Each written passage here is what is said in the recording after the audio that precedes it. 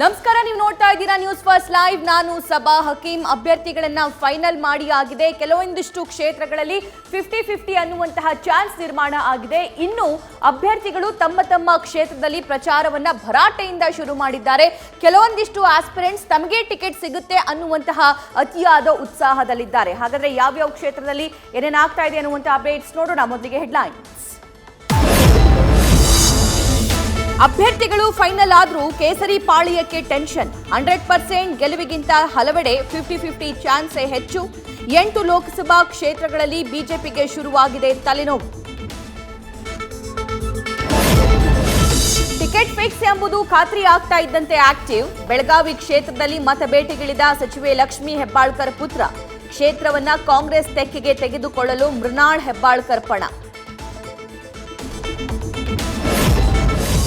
ಬೆಳಗಾವಿ ಟಿಕೆಟ್ಗೆ ಶೆಟ್ಟರ್ ಕೊಡಬಾರದು ಅಂತ ಪಟ್ಟು ಚುನಾವಣಾ ಉಸ್ತುವಾರಿ ರಾಧಾ ಮೋಹನ್ ದಾಸ್ ಭೇಟಿಯಾದ ಬೆಳಗಾವಿ ನಾಯಕರು. ಟಿಕೆಟ್ ಕೊಡದಂತೆ ಮನವಿ. ಸ್ಥಳೀಯ ನಾಯಕರ ವಿರೋಧದಿಂದ ಮಾಜಿ ಸಿಎಂಗೂ ಆತಂಕ.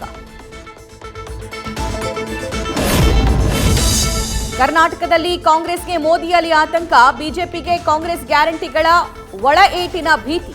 ಜೆಡಿಎಸ್ಗೆ ಅಸ್ತಿತ್ವವನ್ನೇ ಕಳೆದುಕೊಳ್ಳೋ ತಳಮಳ.